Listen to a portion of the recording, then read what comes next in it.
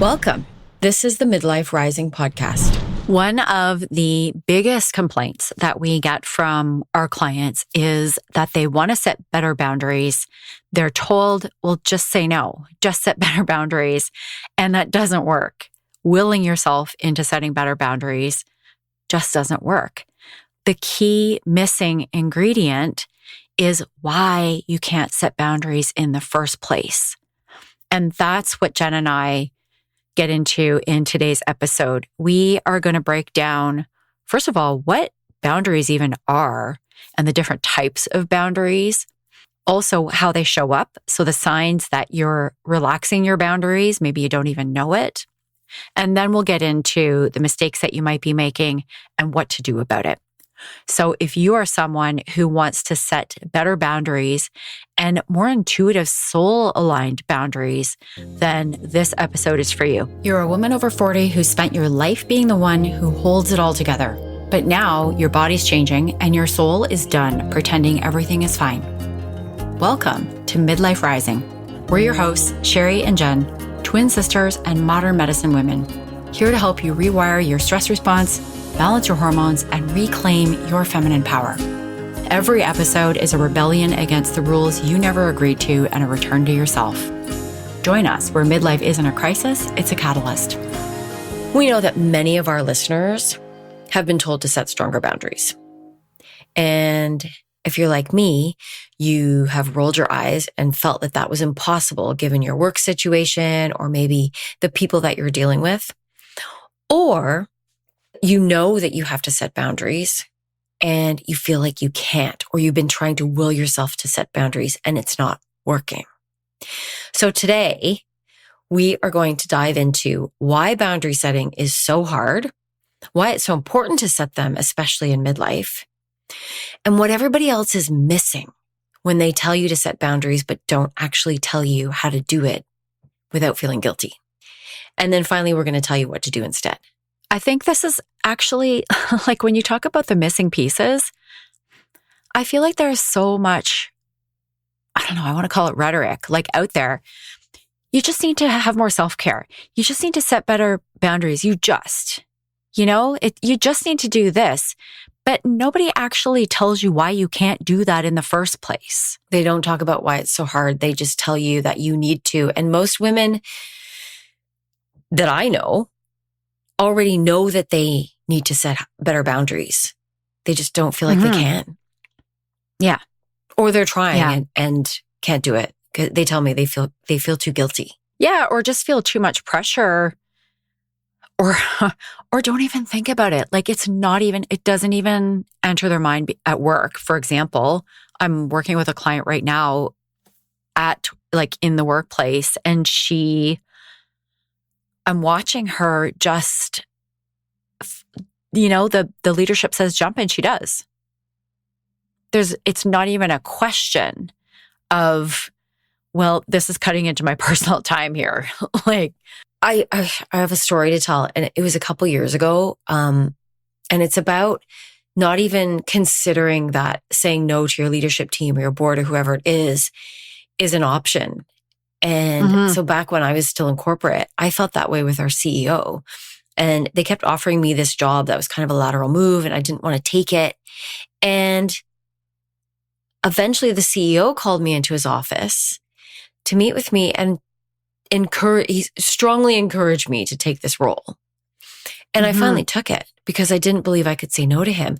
And I remember I had a therapist at the time who said, well, why couldn't you say no to him? Like, why didn't you say no to him?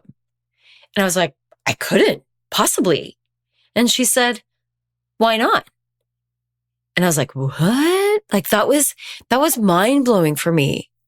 And she said, you're putting him up on a pedestal. Why are you doing that? I was like, because he's the CEO. Like it wasn't. So I know there are plenty of women who might not do it in exactly that way, but we certainly, we have clients that are doing that. They don't say no to a client or their boss, or they just jump. So it feels like you can't set boundaries. I do it when it comes to sales calls. Like if we were just on, well, once I have a client, then I feel like, okay, no, this is my schedule and you need to book during my schedule. But if I'm trying to make a sale, then I'll do a sales call. Like I'll relax my boundaries to do a sales call. I just did it today. I had a sales call. I don't do calls on Fridays. And it was the only time that this particular client could meet on Friday. And so I said, okay. And then I got resentful because I actually wanted to do something else today. And this meeting was in the middle of the day. I wanted to go skiing.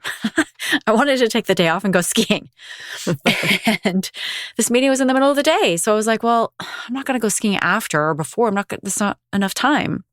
So that's how you know that you have relaxed a boundary, is when you feel resentful afterwards. I'm resentful of the person who even asked me to do the meeting on Friday. They just looked at their schedule and went, we can only do Friday. It's the only day we have for the next 2 weeks. I have half an hour in the next 2 weeks. That's it. So they set a boundary. They set a boundary. I've even gotten resentful at my, I have these horizontal blinds in my house and they were so disgusting when I moved in that I had to clean them. And there was this one Sunday where I really didn't want to be doing that, but I kind of forced myself to, and I didn't set a boundary with myself. I knew I needed to rest and I decided that I was going to clean these things. And I got resentful at the curtains. Yes. Not at myself. Yeah. You've set boundaries for yourself and you've like gone against your own policy. Yeah. So that resentfulness is one of the keys. And so I guess, Shara, what I want to start with is to tell our listeners that it is possible to set boundaries no matter what situation you are in and no matter how hard it feels to set boundaries, even if it's with your mother or your mother-in-law or somebody that's really difficult to set boundaries with. And when you do, especially boundaries that are aligned with what your soul truly wants, your life changes drastically. And it is possible for all of us to have that. Okay. So what's happening for them? Like, what are they experiencing? There's so many different kinds of boundaries. There's physical boundaries. Like there's some people who aren't huggers. Yes. And then somebody comes in for a hug and it becomes really awkward to be able to say, like, to stop them, or you let them hug. What do you do? So there's physical boundaries. And then of course, like for a lot of women, the physical boundaries of like a man touches you in a way, and not even in a like terribly inappropriate way, but a way that doesn't make you feel very comfortable. And you sort of let it slide, because you don't want to upset anybody, or you don't want to be the bitch. There's physical boundaries. There's emotional boundaries, supporting friends. I have a client who is constantly supporting her friends, even when she has zero capacity to do it. And she just feels resentful that her friend is calling her and that she picked up the phone. Perfectionists tend to do this one, is boundaries where you can't stop yourself from making it perfect. So let's say it's a project that that there's a whole group of people working on, and you're the one that is always catching the balls that are dropped. You're the one that's responsible for making sure that it doesn't fail. And the one that's staying up till 2:00 in the morning, making sure it doesn't fail. We have some perfectionists who are doing that. So that's a boundary that might feel like it's other people pressuring you to do it, and doesn't have to be that way. Because what ends up happening when you do that is other people lower their bar and they just rely on you to pick up the pieces because they don't have to. Oh, yes. That right. often. And then the person who's the perfectionist ends up working even harder because it becomes this norm. Oh, that's so true. Mm-hmm. So what it often feels like for women is it's a moment, a split second, part of a second, a millisecond. Thank you.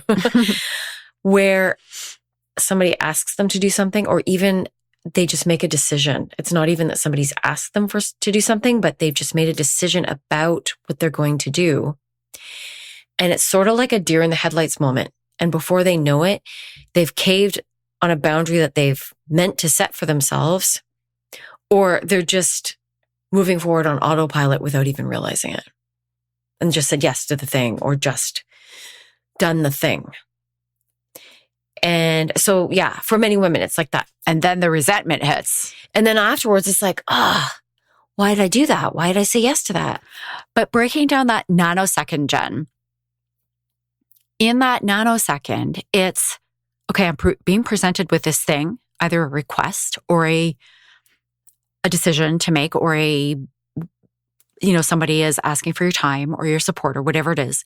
And in that second, you may not even be conscious of it, but your mind is going, no, I don't want to do that. No, I don't have time. No. And then there's this guilt or shame that kicks in. That's like, oh, wait a second. I'm going to be a bad person if I say no to this person. I'm going to be a bad person if if you don't want to support somebody, then you really feel like a bad person. And so that guilt kicks in, and then you find yourself doing exactly the thing that you didn't want to do. And it's all that whole series of feelings, emotions, things happening is in that nanosecond. And then that resentment hits. Why did I just do that? I didn't want to do that. Absolutely. And the resentment might not hit till later, till you've realized that I've just worked till 11 o'clock at night and that wasn't what I wanted to do with my time today. And what I want to say here, Cher, is what's causing that is your nervous system is revved up. Yes. Important point.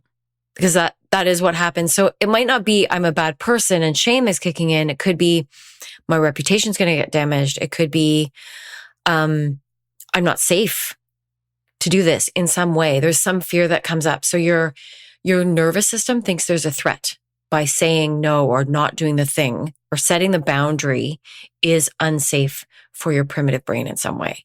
And that's why it all happens in a millisecond, because that's the way our nervous system works. It releases cortisol into your system and you are running in a nanosecond. That's the way we were designed.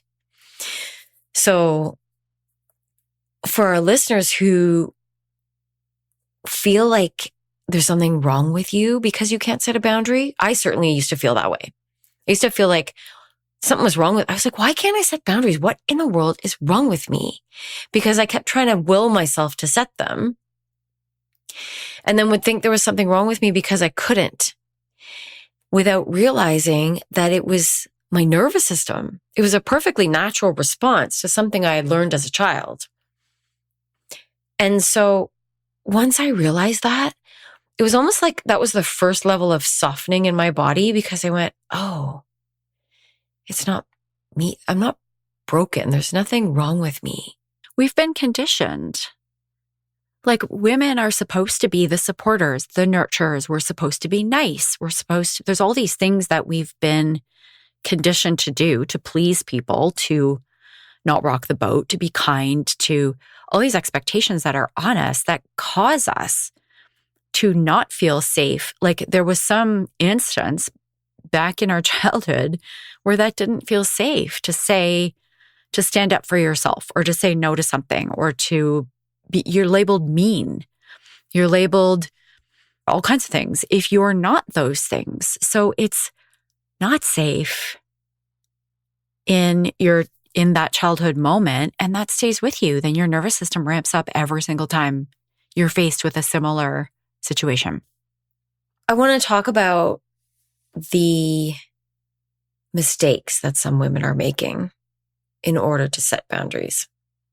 This is so important. I think this is probably the big thing that is missing when people are out there trying to fix this or trying to set better boundaries, because everybody's telling them just set better boundaries. And so then we try these certain things that don't actually work. And then you get frustrated because you keep failing yourself. Exactly. So one of the biggest questions that I get is, how do I say it nicely?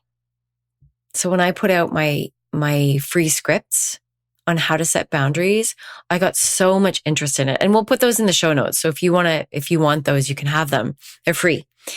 And it's a list of scripts that that helps you to set a boundary while feeling kind. So it's ways to say it, or to delay setting the boundary. So it gives you time to actually think about it and then set the boundary.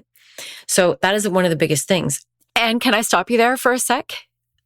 The irony of that is that we're still trying to be nice.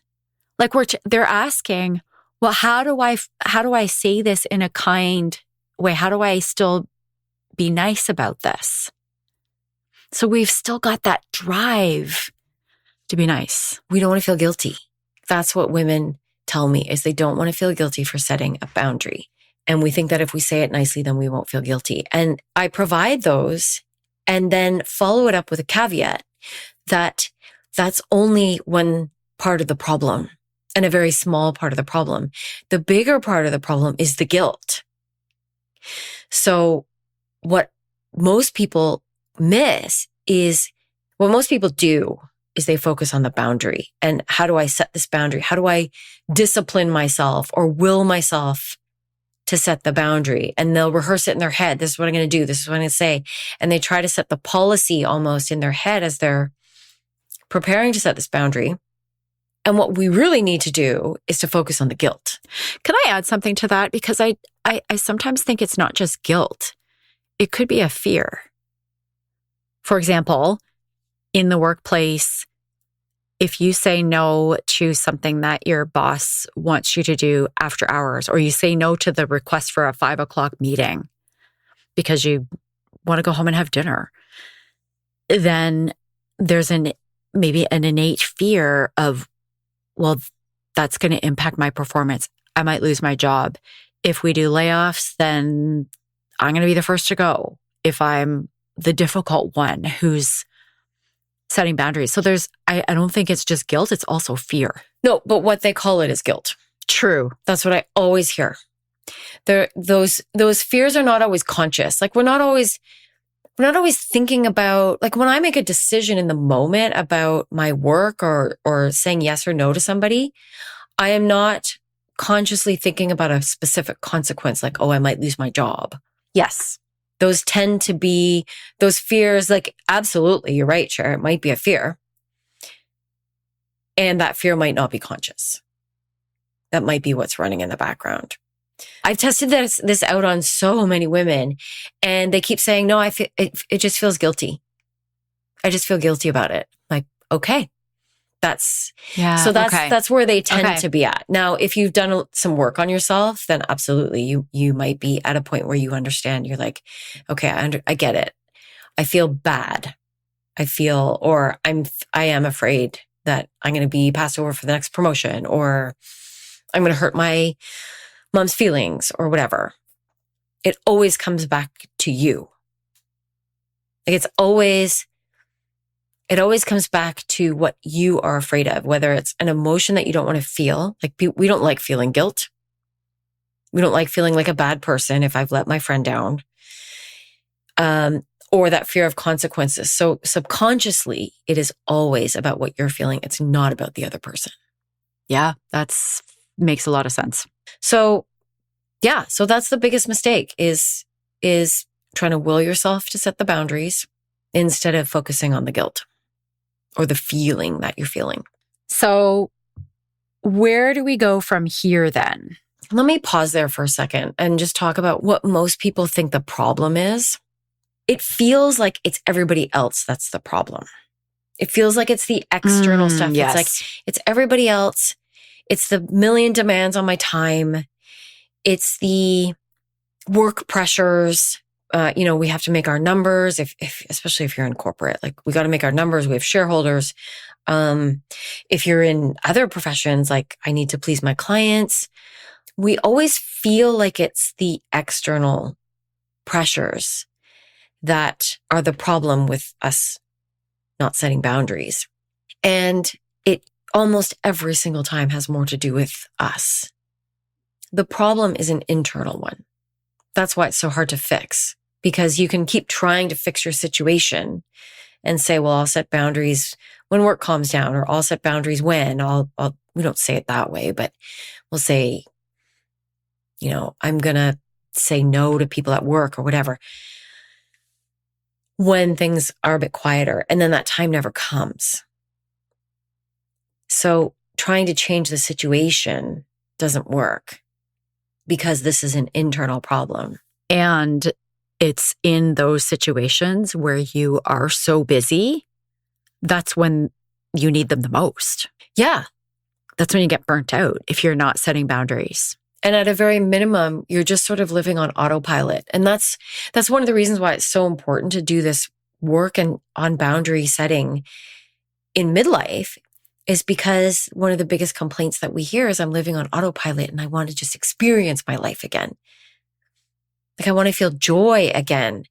And if you're just saying yes reflexively, then you're not going to live an extraordinary life because you're just going to be on autopilot. You're not actually intentionally deciding what is aligned for you in that moment. When we moved from our house of 12 years, so we lived in this house of 12 years, right? I was feeling so much grief about moving and all kinds of things. And so it comes down to moving day.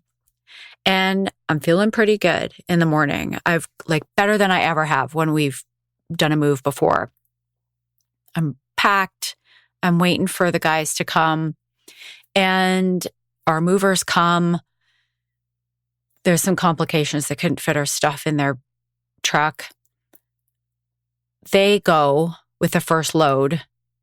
And my girlfriend, God bless her, she offers to make me lunch.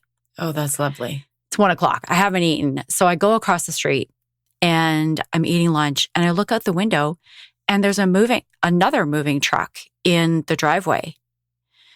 It's not our moving truck. But I'm like, what is happening? I didn't get it. I start to panic because our guys haven't come back. They haven't even gotten to our storage unit where we're putting our stuff while we look for a new place. So I'm panicking because I think I've missed a message from our lawyer or something like, did we close? And they're ready to move in and we haven't even finished moving out? Like, what is going on? So I go over. It's raining. They've got the moving truck backed into the driveway already. This is the people moving in. Their movers are there. There's 5 guys standing in front of me. And there's me. My husband is already at the other end with our moving guys. The first thing they said was, you seem like a reasonable woman.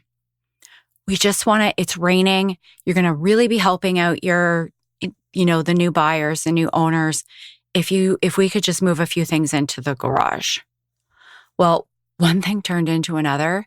And before I know it, I'm on the phone trying to organize our guys can't get into the storage unit. Before I know it, they've got the entire truck unloaded into our living room and the garage. And you haven't even moved your stuff out yet? I haven't. We've moved out. I'm cleaning, but we've got a whole bunch of stuff still in the garage that's waiting for pickup. So I'm like, oh my gosh, how are they going to tell whose is whose? And I'm starting to panic because we haven't even closed yet. It's actually illegal what they've done. I'm feeling now, this is another thing that I wanted to highlight.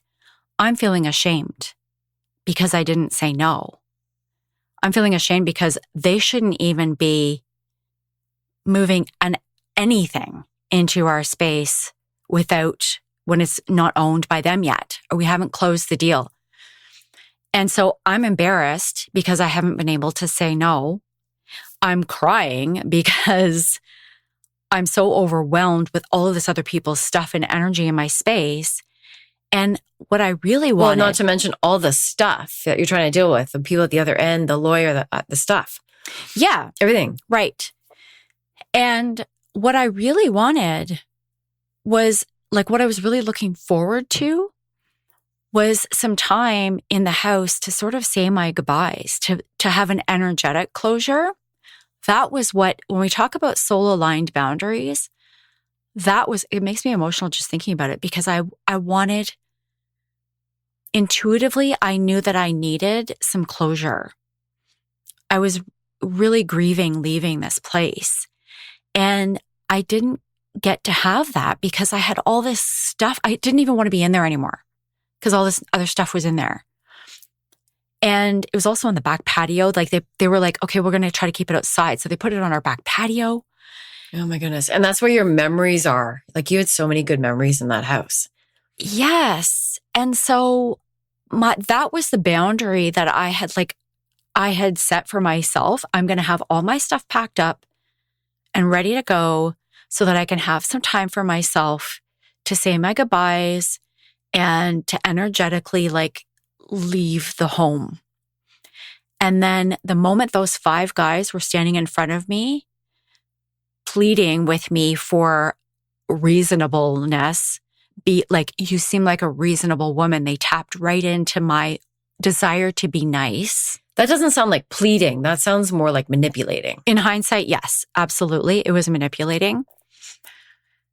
And yet, in the moment, I was relaxing a physical boundary, a legal one, an energetic one.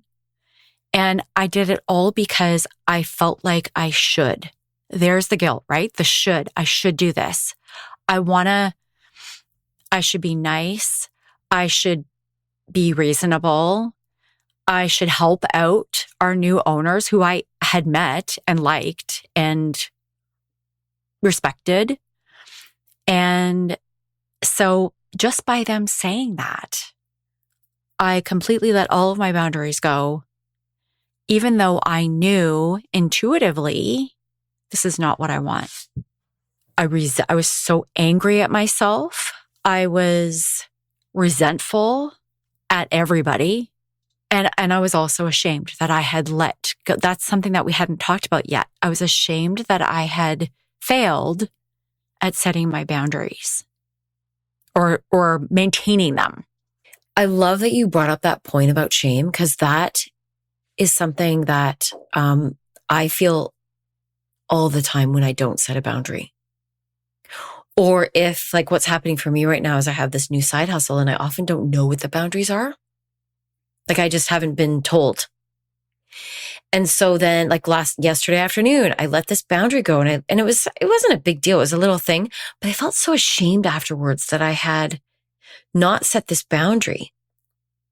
And my boss is standing there going, well, you didn't know. It's okay. We just won't let this happen again. And at the same time, I woke up in the middle of the night ruminating about it. And it's the shame that keeps us. Shame is one of the biggest causes of ruminating. Yes, so true. In the middle of the night. So that is such a good example of the different kinds of boundaries, how hard it is to set a boundary, especially when there's patriarchy working against you. Like, you've got 5 men women, like we grew up learning that we should be nice, and we learned through our religion, like we're second best, all the things. So you had everything working against you in that moment, making it so difficult to set a boundary. We could probably do a whole other episode on how to stop the ruminating after you haven't set a boundary. So we should put that on our list. So what do you do about it? This is one of the biggest things that we work on in our program is you first need to identify the boundaries that are aligned with your soul. Like, what do you intuitively, truly desire? And that's the first step. Many women don't even know what they want. Yes. And that is actually a process that I love helping women get to is, what do you actually want? And so that you know what to say no to, you know what you don't want. Yeah. So understanding what you do and don't want is the first step. And then it's really focusing in on the guilt, on what emotions do you feel? Is it guilt, or is it shame, or what is it? And why are you feeling that? What is at the root of it is self-worth. I don't feel worthy of saying no. And so what helps you get to that point of understanding is understanding what the emotions are around it and what's the narrative in your head. And the subconscious, like that subconscious fear potentially, or the subconscious that we talked about earlier. What are the subconscious emotions or the subconscious fears or worries that you're not even tuning into yet that are keeping you from setting the boundary? Yeah. So it's bringing all the pieces together. It's the mind. Like, what are the fears that are going through your mind that are causing the emotions that you're feeling in that moment that you are not setting the boundary? And then it's a body approach to calm your nervous system so that you can set the boundary. It's a mind, body, spirit approach all in one. You've got to teach your subconscious that this is not actually a threat. And at the same time, you have to teach your nervous system that too. So there's some somatic approaches that you can do as well. So those 3 parts are what you need. And if you don't have one of the pieces, it's actually not going to work. You're going to continue to struggle to set boundaries, and you'll never have the feeling of joy. Like, boundaries help us get self-care, but boundaries also are what allow us to experience the adventures, the joy, to do the things that we really want to do. That's the exciting part about setting boundaries. It's the exciting part. And it's also the parts that keep us sane.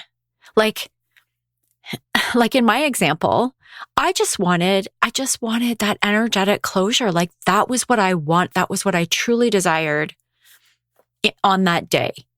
That was what I wanted, and not setting those boundaries kept me from that. So it could keep you from joy, from excitement, from adventure, but it could also just keep you from peace. Yeah.